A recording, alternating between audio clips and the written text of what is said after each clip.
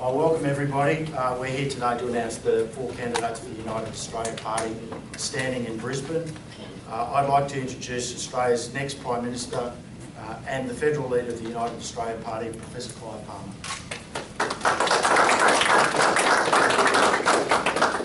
Well, good morning everyone, thanks for coming. And today is an important time because when we announced the party was being formed only a week or so ago, it was difficult for the media and for the people of Australia to understand whether this was a serious endeavour and to what extent would happen. A lot has happened in that time. We've had a very successful endorsement up at the seat of Fisher, where William Schott was endorsed as our candidate, and the Sunshine Coast Daily ran a poll there showing that Bill had 45% or more support of the people of the Sunshine Coast, and that the LNP voted had drifted to 26% and Labor was down to 20. So that's a seat that we think we'll win at the next election. It's pretty clear what the people want. And of course, there was the polls that we ran that were run immediately after we announced the formation of the party. And that was the 9 SMM poll across Australia, where 65,000 Australians rang it on the first day, and 30% of them said they'd vote first preference for me. Some 4 days later, the Gold Coast Bulletin ran a poll here in Queensland to see what our support should be. And at that poll, it was at 40%. And later on that week, when I was campaigning in Sydney on Talkback Radio and elsewhere, we got a situation where John Laws ran a poll across the Sydney media to see whether we had any appeal to the people of New South Wales. And over 70% of the respondents said that I should be the Prime Minister. So the question is, for how long will the media in this country be manipulated by the people that own them? For how long will it be that the voice of the Australian people can finally be heard? And yesterday, at the Gold Coast, we endorsed 5 additional candidates to stand in the federal election, and that was a wonderful, successful event. Today, we're coming to Brisbane to announce 4 candidates who will be standing in the next federal election. And between now and the first week in July, we'll have candidates announced for every seat in the Brisbane area. So the people of Australia can make their decision whether or not they want an alternative to Gillard and Abbott, and whether or not they want change. We are offering them that opportunity. It's their decision, and whatever decision they make, we'll abide by. But I must say, when I watched Gillard and Abbott on television, I thought to myself that Australia can do better than this, that the community is owed a better opportunity. And that inspired me to realise that I must take up the challenge, however difficult, whatever obstacles would be in my path, to restore democracy back to Australia. For a long time we've had a situation where there's been one party or the other in government. If the Labor Party's been the government of Australia, they've purged the Liberals. If the Liberals have been the government, they've purged the Labor Party. We don't want a society based on hate. We want a society based on caring and compassion. If someone's got a different political view than you have, it doesn't mean that you should shun them or that their children don't have a proper right to stand up tall and proud to be Australians. We've seen Anzac Day recently. We remember people that went over to fight for Australia. They didn't go over as members of the Labor Party or members of the Liberal Party. They went over as Australians. So we've answered the call to form the United Australia Party for the express purpose of uniting all Australians to have policies that will be good for all Australians in our communities. And I think they deserve that. I'd just like to announce our candidate for the federal seat of Dixon, Mr. Clive Mensing. You there, Clive?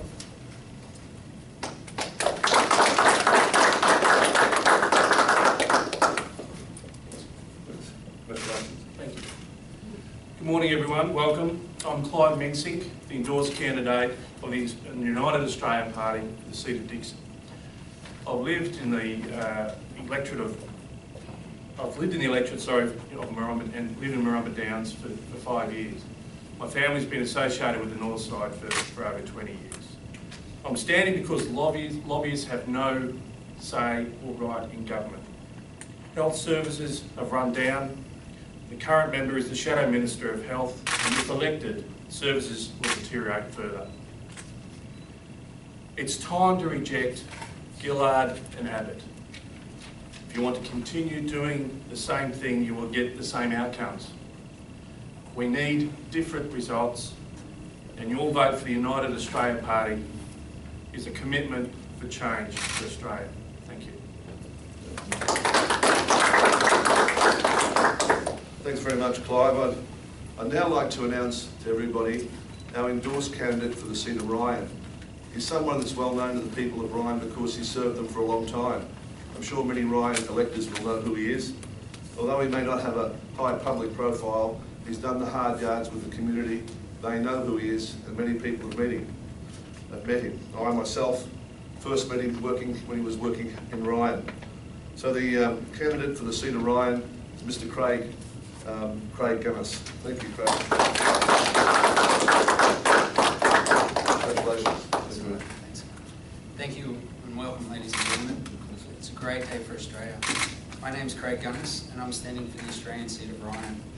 My links with Ryan go back many, many years with my work in the automotive industry.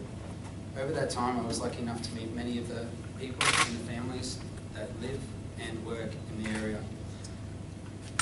And more importantly, over that time, I got to really listen to what they say. I'm standing for the United Party because electricity prices are just too high for the Australian families and businesses. The United Australia Party is the only party that will repay the money back to you, that money that has been ripped off all Australians. We have many things to do to get Australia back on track. We have to restore the quality of health in the Australian system. Make your voices heard. Vote for the United Australia Party. Thank you. That's great.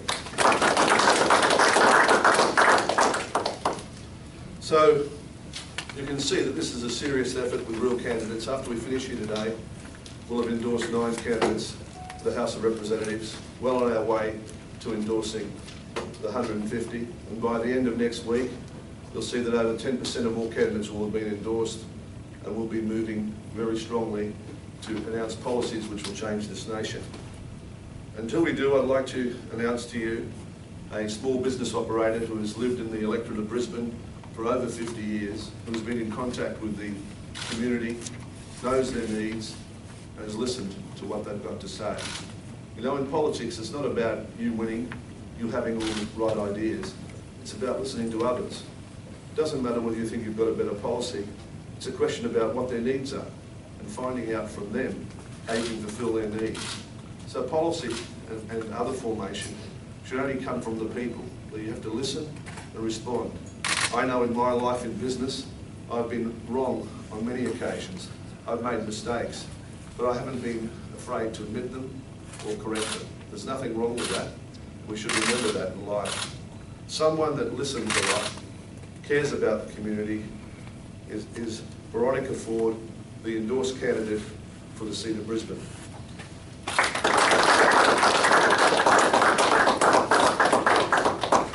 Hi, Veronica. Congratulations. Hello everyone, I'm Veronica Ford. I'm happy standing for United Australia Party, federal seat of Brisbane. I want to reduce taxes, release more money into the economy so jobs can be created, give hope to all Australians. I decided to stand when I saw Abbott and Gillard on TV, and I believe Australians deserve better. I want the people of Brisbane to be assured they will be listened to. Vote Veronica Ford and the United Australia Party.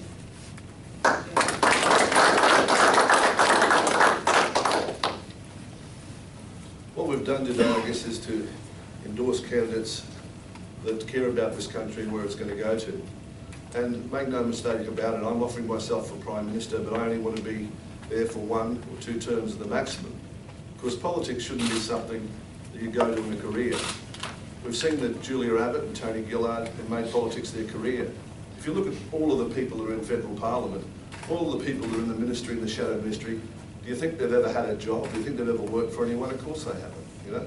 So it's not surprising that they can't relate to the average man in the street. They don't know what his needs are. They don't know what his hopes, his aspirations are. Our candidate for the federal seat of Petrie, Thor Poroshka, is a guy that cares about what happens in this country. I'd just like to give him a big welcome, our candidate for Petrie, Thor. Thanks very much.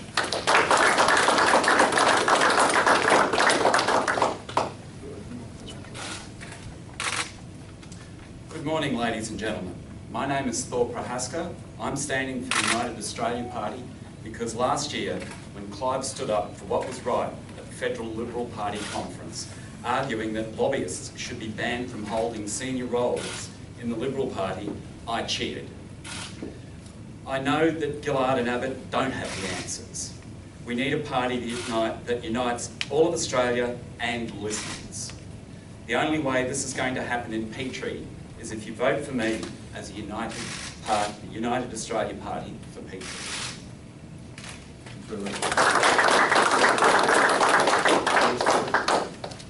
All right, well, we'll now open the press conference so you can ask some questions. It's sort of interactive then, isn't it, really? So any questions you've got of me or any of the candidates, now's the time to ask them. Are you any closer to registering UAP? Yeah, we are. I think that there'll be some announcements in that by this time next week, within that sort of period. You'll see it all happening. And there won't be any doubts about it when we make the announcements. It'll be a sure thing. You mentioned that you believe lobbyists should be banned, but do you see any issues with yourself and somebody else from your resort running in similar electorates? No, I don't think people who hold corporate office should be banned from offering themselves for service. But given that they're from the same well, if I could just explain to you. Under the corporations law in this country, we've got all laws that require directors of companies all across Australia to declare any conflicts of interest and to leave the room. You know, those same standards don't apply in the lobbyist industry. They don't apply in the cabinet, and they should. And that's what we're talking about. It's proprietary here. Are you really seriously suggesting that the corporate Australia should not be represented? What a mess we're in today. A 1.5 trillion economy run by two people who've got no experience in even operating a fate of a local area in competence. What this nation needs is people that are used to looking at large balance sheets, that are committed to the country and its people and will make the right decisions. And what we've seen is great inefficiency. We've seen a situation with the National Disabled Scheme, which should have been introduced 5 years ago. We're 100% behind having that scheme. We're not in favour of people raising the taxes on the community to pay for it. It's a sign of the incompetence of the government. We've seen the Gonski report. The Gonski report is a report on the competency of the Prime Minister. She was the Education Minister, and look what she did. She destroyed our primary schools and our secondary schools, destroyed the export industry for our universities, which were producing income, then compensated them by providing them with some funding. Now she's going to take it to cover up her mistakes. And everyone says that's a Gonski reform. It's not a reform. It's just avoiding responsibility. And if you've been a director, like I have for over 40 years in public companies, you come to terms with responsibility. You get a high sense of propriety, and you realise there's no place for lobbyists in the political power, actually as official executives or positions of political parties. I'm not against lobbyists, but they need to say who they are, and they need to be able to not be involved in the decision-making process. Otherwise, there's a serious conflict of interest. I hope that answers it for you. You found some of your candidates who work for some of your, I suppose, parties that not get in. Will they still have a role with that? Or? No, I think it's up to them individually to ask them, but I'm totally against the concept that the media has promoted in this country, that people serve in Parliament that are meant to their career. If we do that, we end up with what we've got at the moment, professional politicians and limited people that can serve the community. Do you really think that 23 million Australians lost their right to stand for Parliament on the day they got a job? What rubbish, you know, with respect to you. But the proposition is what's rubbish, you know. All Australians, regardless of who they are, regardless of what their experience has been, should have the right to serve. So do you support doing both? Well, they're not doing both at the moment. You know, it's, you know, people shouldn't give up their jobs to stand for Parliament. Simple as that. And if you did that, what one of you could give up your job tomorrow to stand for Parliament because you've got responsibilities, you've got children, you've got bills you've got to pay. But of course the professional politicians want you to believe that if you've got a job, you shouldn't stand for Parliament. It should only be people who are endorsed by the lobbyists who control both our parties should stand for Parliament. What rubbish. At least half of the candidates here work for you. Are you having trouble finding candidates outside of your own company? We had 300,000 hits on our website. We've got over 700 Australians offering themselves for service in the country. That's not a problem. And we've been working on endorsing candidates for over 12 months now. And the fact that people work for me is because I have got a successful track record in business.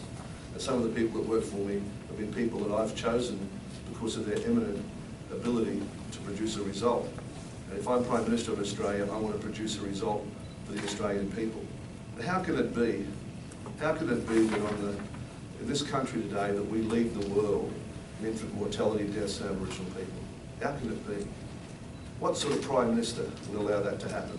You haven't heard that about Tony Abbott or Julia Gillard.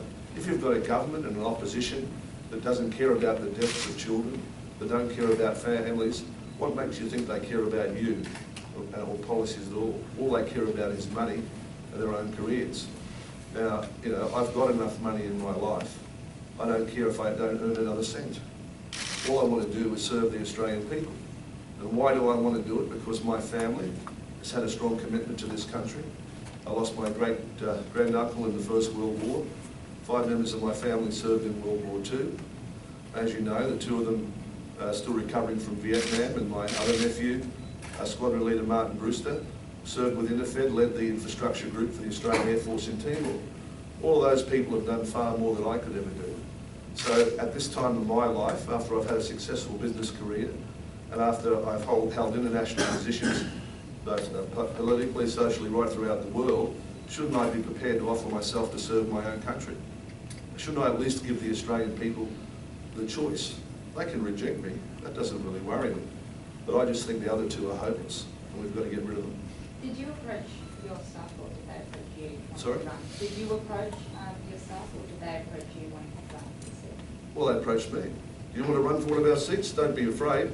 Go to unitedaustralia.org, fill out an application form and sign it, right? Of course, that's just not true what you've said. Most of our candidates don't work for me, and most of the candidates will be endorsed do not either, right? But it's not unusual that people that work with me have the same aspirations and ambitions and are prepared to give themselves when other people are too scared to stand up. Because we only employ people who have got courage of their convictions. Do any of the candidates today have any experience with public office, having stood for council, state elections? Yeah, they do, of course. And on the Gold Coast, we endorsed yesterday Susie Douglas, who's a former Gold Coast councillor with a lot of experience. We endorsed Councillor Grant Thor, who's a serving councillor on the Gold Coast. We endorsed Jim McNally, who's the former Senior Vice President of the Liberal Party. We endorsed other people here that have served on a political basis. I've had 40 years experience in politics. I've been involved in running governments of this state, I can tell you that, for many years, when I was back with Sir Joe Bjelke-Petersen, right? So they've all had experience in doing that. I was specifically talking about today's new candidates. Today's new candidates? No, they're just members of the community, you know. Some of them have been members of political parties. I think Clive resigned from the LNP in Queensland. But the point about it is, this is not about so-called experience. Do you think they've got any experience in Canberra? Do you think any of the guys that are elected to be in Parliament at the moment have any experience in anything? Only experience about going to the local cafeteria in Parliament House and filling up their plate or filling out their vouchers and getting advice from their secretary and advisors how they should fill out and pay for their bank card. They've got no bloody experience. So don't talk to me about experience, mate, you know. You think they've got the experience? Of course they haven't. If they really cared about money, wouldn't they be in the private sector? Our politicians really aren't that well paid compared to what they could get working for private companies. Well, I'll tell you one thing. If I go to Parliament and I'm elected in Parliament, I'll be earning a lot less than I earn now, generally speaking. Yeah, and no, just if hold Julia on. Gillard was in the private sector, she'd be earning a lot more than what she's Well, earning now. I wouldn't be supporting it. I wouldn't be going to her as a lawyer because she was a unionist or a former member of the Communist Party. That wouldn't be the reason why I'd go, to make sure people did that. You've got to think about proper purpose. That's what you've got to think about. I'll just finish and tell you that I'll put a bet that there's no one in federal parliament now that's earning more or less than they were to serve the community. No one. They're all there because they can't get a job anywhere else, and that's what it boils down to, for the same level of pay. Let's have a look at it. $65,000 is the average Australian wage, which $25,000 of it goes in tax or thereabouts, and between $6,000 and $10,000 in New South Wales and Victoria goes to pay your electricity bill. Yet the cost of having a federal public servant today is $165,000. You know, is that an equitable result? Is that efficiency? What sort of public servant are you talking about that's on 165? The average, I didn't say he was on 165. The average public servant's on about $100,000, but the cost of having a public servant in Canberra is 165. That's with his on-costs and things like that to go with it. Where's that figure from? It's from Commonwealth Statistics. I'm happy to give you a copy. And all I'm suggesting is that that's the wrong emphasis. That we can We do don't want to more. be paying our public servants. No, we want to actually be paying our public servants more for doing a good job and creating an incentive for them to work better. If you take a situation where we've got refugees, for example, or people coming to Christmas Island, if you look at the leave loading that they get for serving off Australia, you'll see where the incentive lies with policy, right? And that's where it shouldn't be. It should lie, incentive should lie in the public service with producing a good result for you and your family. That's what I think. But if they didn't give incentives to serve offshore, then no one would go over there and do the job. Well, It's just like you give incentives to people who work in the mines, don't you? Well, that would be a good thing as far as I'm concerned, you know. I don't think the refugee policy in Australia is a good one. And our policy, one of our 5 issues is that we would save the $5 billion that's wasted on that and invest it in education and health where it's sorely needed. And in relation to people coming to this country, we would say that they could board flights and come here for $800 rather than creating a market for the people smugglers where they can stack recently 445 people on a 44-foot boat and see 150 people die. And when they got here, be incarcerated, where children were separated from their fathers and mothers and kept for 5 years at the expense of the Australian taxpayer, where the Commonwealth government paid them a lot of money to stay here, where the people smugglers went to Iran and to India and advertised the benefits you can get in Australia to fly down and catch a people smuggler boat, because you can't catch a plane to Australia. Julia Gillard won't let you. It'll only cost you $800. You've got to pay $20,000. Of course, if they catch planes here and they don't have a visa, they have to have a passport to go through customs, so we at least know they've got a passport when they get here rather than throwing it over the boat. And we can be like every other Western democracy.